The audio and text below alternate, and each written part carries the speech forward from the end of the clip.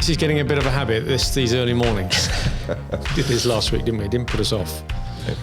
We coped, I think. It's all right, yeah. You just got the right number of coffees, not within 2 hours. I was almost going to get some croissants, but... I wouldn't have been able to resist if you had bought croissants. I shouldn't have them, though. It's not good for you, is it? It's not good for not calorific. Particularly an almond croissant. I think I'm quite partial to an almond croissant. Ah, well, that would trigger off one of my allergies. So I wouldn't do that. Yeah. That would leave you with an interesting podcast to do. Yes, right then. So it'd be like a weekend at Bernie's, wouldn't it, or something? Well, you could include the ambulance drivers in the conversation. I'd have to get the team behind him, just moving his hands like, oh, yes. Okay. Well, on that note then, let's get on with this one before any croissants appear.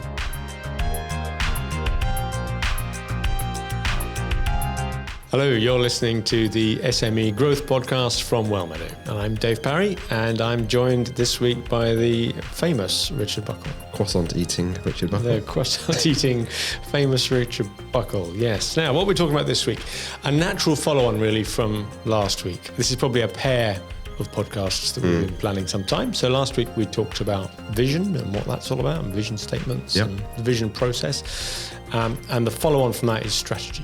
We talked actually last week, didn't we? That vision is really there to guide the strategy. Yeah. But strategy is a different thing. Absolutely. So and I think what's one of them? What's the strategy for?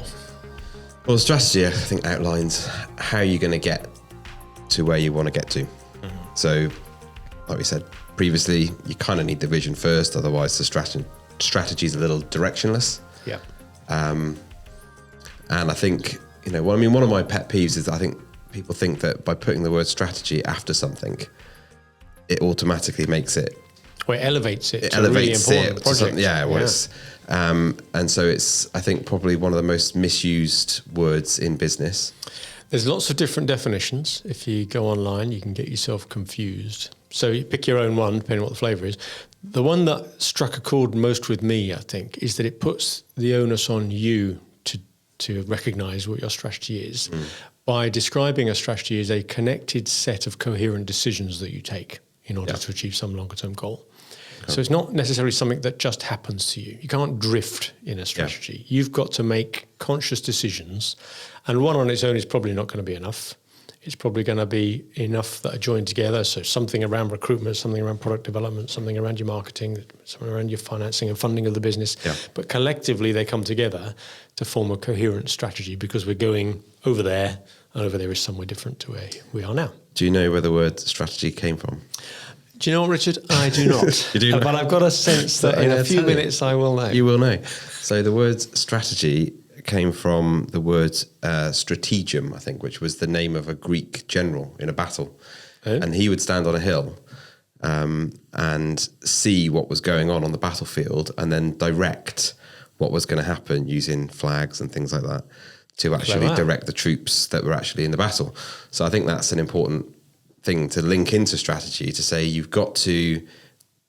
It's a fluid thing in some respects. There's got to be it's a bit like maybe a bowling ball going down, and if you're like me, you need to have the bumpers. The bumpers up. The bumper guides. But the bumper guides are like, that's what the strategy's there for, is to the ball's got to hit the pins. Hopefully, keeping the tram lines, but it keeps it on track. The ball's heading in the right direction, as it were, but it might bounce around a little bit. So that's where the word strategy comes from. Right, well, there you go. I've learned something. Fact of the day.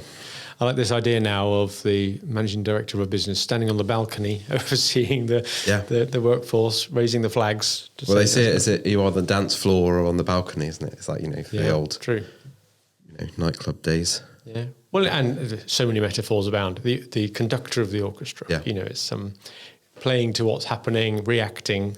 So there's certainly, we talk in a minute about environment scanning, knowing what's going on. You've got to keep your eyes and ears open. You've got to know what's going on, because that's a key input to your strategy, but so is the vision. So you're going to know where you're trying to get to.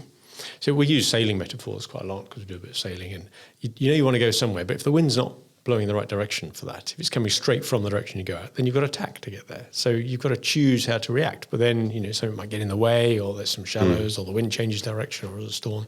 You've got to adapt. So it doesn't change your vision. You still want to get to point A over there, but you've got to adjust. I went sailing with Dave once.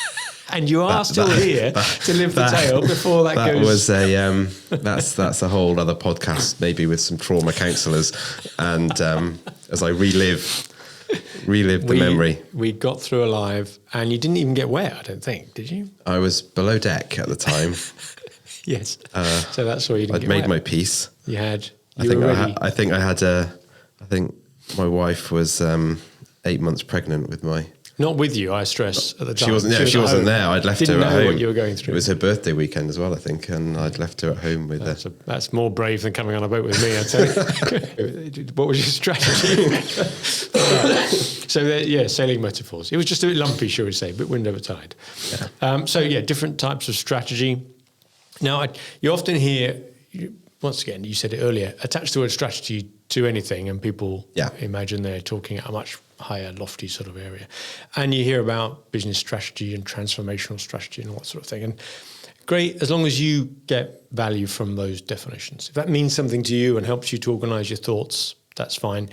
For me, it's a bit simpler than that. Either there's the overarching business strategy where it all comes together, which is what you talk about in a board maybe, or there's the components of that in each of the main departments in a business. So you may have a marketing strategy, a sales strategy, an HR strategy, an operations strategy. They're still okay, but they've got to feed into the business strategy.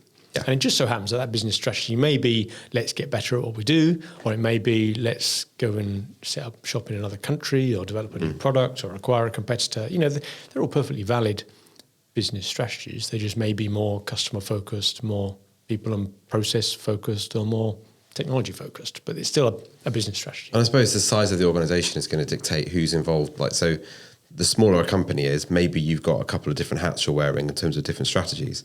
So often you might see sales and marketing combined, or operations and HR combined, or something. But the larger an organisation gets, the more that those individual strategies sit with individuals. It is about how do you bring everybody together to make sure that all of those individual strategies are actually aligned. And that brings me to think, who of the top team needs to be involved in coming up with a strategy? Because it should be all of them, right? It should be the board. It's the board that's driving the business. All directors have a responsibility, one of the key 4 responsibilities of directors of the board.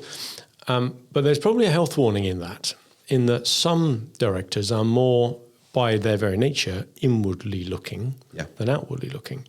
And there's a danger if that balance isn't right, or if the leader doesn't use that imbalance to great effect, then you end up with a very inward looking strategy.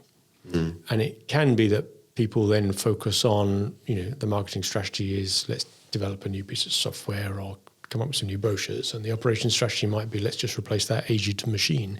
It's not necessarily taking you to a new place or getting you to that vision. So you just got to be careful, I think, in a strategy session that you've got enough people prepared to speak who are outward looking as well as probably the majority that are inward looking. Yeah. So are there any particular ways that we can talk about? Well, there's loads of models out there. And one that a good friend of mine, Tim, introduced me to a long time ago was, I remember it as the Where We're Going to Play, How We're Going to Win book. But the book is actually called Playing to Win, How Strategy Works. And that's written by Roger Martin and A.G. Lafley about their experiences of working together some time ago now. But I think it was Procter & Gamble they were working with. And it talked about how they used these philosophies of thinking. It's quite a good technique, actually, and we put it on a poster to use the whole post-it trick on with it.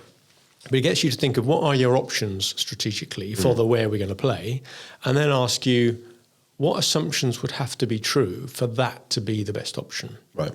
Then you go through those assumptions and ask yourself, which is the least likely of these assumptions to be true, and test it. Yeah. And it's a very quick way of discounting all the ones that you just can't do. Are not worth doing or shouldn't be doing. So it's a really interesting technique, and we've used it with a number of clients to good effect. The health warning on that one is that it's not applicable in every situation. It's great if you're looking for that type of, not necessarily wholesale change, but big step strategy, stepping out into a new place. And you want to know where else can we play and how are we going to win there. And several strategies are more local, if you like, in terms of how you do it. So you don't always need that approach, and sometimes it falls a bit flat on its face, falls a bit dry, but it has been used to great effect. So that's one I like. I like that one. Another one, Good Strategy, Bad Strategy. Yeah. By, I think, Richard Remolt. Yeah. I think. It's a good book. It? Talks around, having that diagnosis, which I've always really liked, that kind of real honest assessment of what's going on around here. Yeah. I think sometimes it's too easy to think about strategy again as that kind of like aspirational thing rather than actually get really warts and all with it. Like if there is a problem, we need to fix it. Yeah. Have that kind of, we know that we want to get somewhere, but to get there, we've got to change some things. So be really honest about that diagnosis. And then he talks about having guiding policy, which again kind of like links back to the vision a little bit with that core ideology that we talked about last week, around purpose and values. What is it that's going to dictate our strategy? Are we going to do anything to win, or have we actually got some principles here that we're going to abide by? Yes, which I think follows through whichever technique you use. You've got to make sure that your strategy is consistent with the elements of your vision. Yeah. We talked about the values and the purpose and the goals and the vivid description when we talked about vision last week. So that's embodied then, isn't it? In that, and then his third bit of the model is around a coherent action plan. Yeah, which is he's got to make. You can't just do stuff for doing stuff's sake. And we talked about that. I think about, people just want to put their foot on the accelerator and do things. Yeah. And certain, personality types are going to be more attuned to let's just get stuff done and do some things. Yeah. You've got to make sure you're doing the right things. It's got to be coherent, lining up with, Well, I think that's why I like that when we opened up this podcast with what's the definition of strategy, that coherent set of connected decisions to achieve a long-term goal. That's exactly where he went to, wasn't it? Yeah. Remelt in that. I think the other one, which everybody will be familiar with, but probably have a horrible memory of, is a SWOT analysis. And I want to put a bit of a defense in here for the SWOT analysis because it's so ubiquitous. Everybody can cope with it conceptually. You don't need to have read a book like those other two examples we've just given. Strengths, weaknesses, opportunities and threats. But it's so often done so awfully that I can imagine most people writing it off as a valuable method. So here's our take on it and how we try to make it not so awful. For a start, definitely split out the SW with the OT. Strengths and weaknesses are definitely internal things and opportunities and threats are external things. And whatever you do, don't get a piece of flip chart paper, draw a line vertically and a line horizontally to divide it into four corners and just write them down. Stand back at the end of your morning session, smugly folding your arms saying, there you go, roll it up and put it away till next year. Yeah. That is not a strategy. Yeah. It's good prompts. But if you go through, and we've got a series of playing cards that we made up, haven't we, for each of these areas? Yep. Certainly around the strengths and the weaknesses. And we used a number of headings from an internal perspective. And this isn't always appropriate, but if you have any element of your strategy which is going to be internally focused, then run through the various headings of the components of a business and ask yourself for each of these aspects, is that something which could impact our ability to achieve our vision? And could it be easy to do? How important is it? How good are we at doing it at the moment? And by having a big 2x2 grid with Post-its on, you can place them all around on the grid and quickly summarise the bits that you need to worry about. But perhaps more importantly, give yourself permission to not worry about those other things. Yeah, you can't do everything. You can't do everything. You need to prioritise. And maybe your HR department are screaming out for a new time and attendance system and they claim that it's really strategic. Well, it may be. But it also may not be. And only when you compare it to all the other things you might want to do can you really get a bit of a feel for how it stacks up. Well, it's interesting with those sessions, what tends to happen is the first sort of 10 cards always end up as being, top right. Most important and most important to improve. But by the end of, as soon as you start putting more elements in there of the business, then all of a sudden those cards start, you've got that relative kind of people want to go off the top right of the chart, so you end up moving everything else down a bit to make way for it, don't you? Which is great. That means you're prioritizing properly. And I think it's generally about 100 cards we've got. Yeah, and we've got, I think the main areas are vision, strategy, structure, culture as a kind of the leading bits, and then the sort of the engine room bits, as we call it, are the people, the products, marketing and sales, finances, and systems. So they're the sort of 9 areas that we use. Probably got 10, 11, 12 cards in each as a prompt. They're just questions to ask and bat around, but that works quite well. Yeah. But I can't emphasize enough, that gives you a very internal focus. Absolutely. And it's a great way to start the day because, as we said just now, lots of people on the board are, by their nature, internally focused. That's what they spend all day doing. Yeah. So it gets all that out of the way, gets that flushed out and on the board, and we can see how it fits. Yeah, it's easier to relate to what's happening on your day-to-day, isn't it, than to actually have that And they may have already external had discussions about each of those things individually, but now we get a chance to bring it all together. So that's the strengths and weaknesses part. Then we do another one around the opportunities and threats. Now, this is much harder, and it needs people who are plugged into the outside world. Yeah. And it's amazing how you get so much noise in the first part and then so little in the second part. Yeah. And often the only people speaking in the second part, usually the managing director and maybe the sales director. Yeah. And it's very hard to get the others to contribute. And yet this is often where the most important strategy will come from, an opportunity or a threat.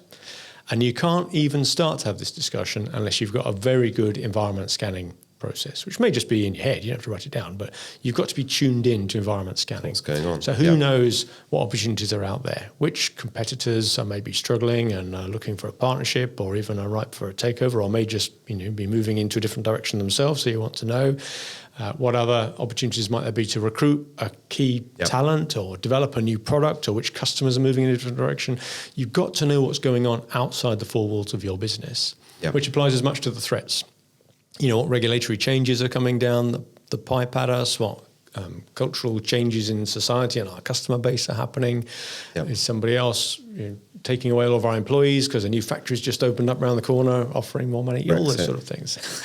Don't go there, but Brexit, yes. We'll put that under legislative changes and park that. Environmental changes, there's... And this is, as I say, often the bits where what people think of as strategy really start coming out. Let's develop a new business unit over here, develop a new product over there. That wouldn't normally come out of the strengths and weaknesses analysis. So, and I think that you've almost got to then create a culture or individually have a mindset where you're gathering that information over time, haven't you? So it's quite hard to sit in a room and just say, right, this afternoon between 1 o'clock and 4 o'clock, we're going to talk about the opportunities and threats facing our business. Yeah, very hard. In an abstract kind of, here we go, everyone get, it's like saying, right, we're all going to have a meeting at 2 o'clock to get creative. Yeah.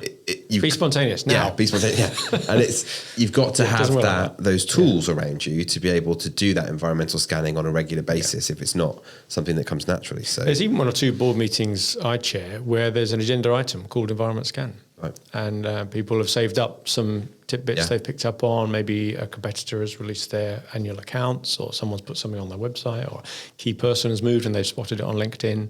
That type of stuff. Yeah. You hear a bit of feedback from a customer. So you gather those through the year. Process. I mean, we have a Slack channel where we put certain bits of articles that we find that might be interesting, or just things that you can try and find a repository somewhere centrally where you can put those little bits of information slowly then, don't you? And say, well, who's moving here, who's doing this, what's that, what? And maybe it's worth as a framework on this, considering the Porter's 5 Forces models. For those not familiar with that, it's well spoken about, hackneyed old thing, but it's not a bad way of at least making sure you haven't missed a bit. So, competitors are the obvious one. What's everybody else doing where we are? But also what are the suppliers doing? Are they looking to vertically integrate a bit more and moving in? Is their buying power changing? And, how are they changing what they're doing? Your customers, are they changing their attitudes, not just to other competitors, but are they changing to move away from your industry entirely? Is the boot on the other foot? What new entrants are there? Who else is coming into your market that didn't currently exist? And maybe doing a completely different model, Netflix coming into TV and film, for example, and not just someone else doing the same, but doing it very, very differently. Disruptive new entrants, and then the substitute products, the competitor for the cinema being the restaurant type of thing, something else to do for your leisure time. It's not a competitor, it's something else instead. So for those that are not familiar with it, there's your quick round robin of the 5 Porter's 5 Forces, but it's another way of just framing your thinking about what's going on outside. And is there anything around being proactive versus reactive with strategy? How would we? Yeah, I think most people like to think it's predominantly proactive. They like to think that the strategy has come about because all the directors went off to a hotel one day and had a nice meal afterwards, and that was the strategy. But actually an awful lot of strategy comes around reactively. But it will only become strategy if you spot it. So you've got that environment scan, or you're aware of it, and you have the right moment to mention it. And then you make that connected set of decisions that we talked about earlier on, which help you to achieve some business goal around it. So if, I've got some examples where a big client of ours were approached by one of their suppliers that was going bust and offered to sell them the company for £10 or whatever if they took on all the debt. And they did, but that was a decision they took. You could argue that was just opportunistic, but actually the idea of taking on a supplier like them had been around for a number of years. They wanted to integrate vertically. So actually it did make sense. And because they talked about it when the opportunity came, they were able to react. That just happened. Yeah, I think probably if you have a proactive mindset towards strategy, it enables you to be reactive. You have to react to opportunities. Because you've got that space to be able to do that. We had a business that set up a load of COVID screens when COVID came around, because they had the wherewithal. They knew some suppliers, they designed a product and got it out there quickly. They were first to market with it. So that's very reactive in the sense that no one planned for COVID to come along and create a market opportunity, but they were very good at taking advantage of it. And I think if you've got that ability to, if you've got a strategic mindset that's intentional, it's a lot easier to be reactive in those situations. I think you see the companies that maybe don't take this stuff so seriously tend to drift a little bit more. When opportunities come, they either haven't got the finance, the resource, the time, and all of a sudden these opportunities pass them by, someone else has capitalized on it, and it's gone. Yeah. So it is about, I think, having that intentional mindset on some of these things. Well, there's another example where we've got a client that has a very seasonal business and tends to have 4 or 5 months of the year that's quite profitable, and then 7 or 8 months of the year that they're trying not to lose too much, so that overall they do well for the year. So one of their vivid descriptions in their vision was to make 12 out of 12 months profitable, and they call it their 12-12 vision, strategy, whatever, that's what they're trying to do.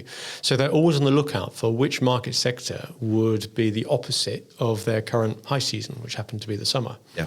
And it wasn't quite opposite, but an opportunity came along to do something in a health service sector, which has a very different annual cycle, building up and peaking around the end of the financial year, around about April, so March, April. So that worked perfectly, but it's only because they were looking out for where's the next thing. Up until then, they'd been thinking about Australia because they'd got into the sort of seasonal thought of it. But I hadn't realised that different industries work on different annual cycles. And it took them a while as well, didn't it? They had to be very persistent with it. It wasn't a kind of, we've had an idea and this is going to happen because we wanted to. It's taken years to develop it, and now it's very successful. So, good on them. So there we go. That's a good way of depicting, I suppose, if you're using the SWOT type approach. And we do use this because everybody can understand it, but we just do it in a particular way with the grid. Make sure we focus on the opportunities and the threats, and bring into that, and this is, I suppose, the link to last week's chat about the vision when we talked about the vivid description. That distinction between where we are now, the as is, and this vivid description of the future, the to be, what's the gap? And each of those gaps should form a candidate project for your strategy, because you're not going to get there without doing anything. So put those in as well under the opportunities and threats. These are things that we can do to change the future. Then how do you go about deciding what? So you've got all these things now. We've got Post-it notes everywhere. Yeah, a wall full of Post-it notes of strengths and weaknesses, opportunities and threats, things to improve internally, things to go and do externally. How do we?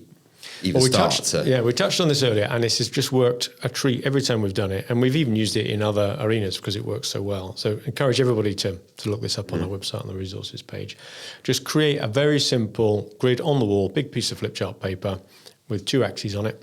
One is how valuable is it to do this thing? How much does it contribute to our vision, let's say? Yeah. And the other one is how easy is it to do? How quickly, easy, cheaply, whatever can we do it? And then grab all of the top candidates from all the other things you've done, whether it be the vivid description, strengths and weaknesses review, the opportunities and threats review, or the where we're going to play, how we're going to win, or good strategy, bad strategy. Bring all those ideas in, and one by one, try and put them on that grid in some sort of priority order. And a bit like you talked about earlier, the way we did it for the strengths and weaknesses, they all bunch up to the top right as being worth doing and easy to do. Yep. And then you start getting a few that, no, actually that's not, we need to move that.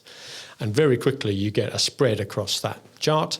Draw a diagonal line to cut off the top right-hand corner where you've got a manageable number of projects. Yep. Pick 4, 5, 10, depending how big your team is. And it's just proven over time and time again to be one of the most effective, visual, quick.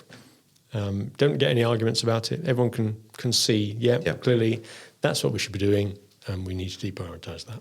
And then once we've identified those projects that we're going to work on, prioritised them, got them there, how does that get crystallised into reality then? Well, you've been with me on so many times before where this has been a car crash, because you leave the strategy session, everybody thinks they've had a good day and they've agreed it, and even if you've taken minutes and you've taken photographs of all the charts and so on, a strategy is often, maybe one of the most important ones, is like 4 words on a Post-it note. Yeah. And that's it. Yeah. And we leave all probably with a fair view of what that means. But all you've got as a record of it is 4 words on a Post-it note. So you've got to expand that out some way. So we developed this concept called a project charter, didn't we? With the different sections on it. And so so we take the project charters to bring to life the action on the Post-it note, isn't it? So that's about, right, okay, we've identified this is something worth doing, so let's actually build a project around it. Let's work out, okay, who are the people that are going to be involved? Who's going to be the champion of this? You need someone normally on the board or someone who's got some level of authority to actually own that project, then push it through. Work out, okay, so what's the action plan? What resources do we need? What's the timetable for this? And actually then review that. I think the main thing then is once you've agreed that project charter, obviously then that you've got to carve out the time for people to actually do the work on that, because this is normally additional to people's day jobs. So there's a whole new podcast about that. Sure, But then we try to review those project charters within a board meeting setting, because that's actually, if it's strategic enough, the board should be having oversight of that project. Yeah, and that works in lots of companies. Other companies, we decide to do more of a quarterly review and do it either after or on a different day from the board meeting. It's a different frame of mind. But the important things about these project charters is they're short and sweet. They're 1 page maximum. And I think we've got a template on the website, haven't we? Have we got that in the resources section? Yeah, there should be one. Yeah, if not, we need to put one up there. But it's just divided into, I think, 6 main sections. What's the objective of this project? What's the background to it? Who's the team? What are the constraints and goals? What's a big timing plan and what are the deliverables? I think we say it should be more than 90-day projects. How should it? Trying to aim, each project is manageable, get it done, move on within that 90 to 100 days. And it's funny when you start looking at project plans after a strategy session, how many projects are all going to be completed within 3 to 4 months of the session. It's a 5-year strategy, but we're all going to do it by the summer. It never quite works that way. So there you go. That's a bit of a tour de force there on strategy, isn't it? What's it for and how does it fit in? The different models that we've used in the past, prioritization, and how we document it at the end. Be consistent with it. Yes, absolutely. Yeah, and by all means, review it every year, but don't come up with a brand new strategy every year. Nudge the one you've got before and come up with a couple of new ones. And importantly, kill off some old projects that have either been completed or aren't quite as relevant as well. Excellent. Good. There's strategy. So have a look on the website for some of the resources around that, the prioritization matrix and the project charter. I think they're on there. Yeah, we've got links in there. Yeah, good. Well, there you go. That's the pair of podcasts on the vision and the strategy. That could be useful for people setting out to do that type of workshop in the future. Good. Probably about all we've got time for on that one then. Time for a croissant. Time for a croissant. So you've been listening to the SME Growth Podcast. Thanks a lot for listening. Please like, follow, share our podcast wherever you get your podcasts from. And more importantly, tell all of your business colleagues that we're here and that we're worth a listen. And in the meantime, good luck with your business. Bye-bye.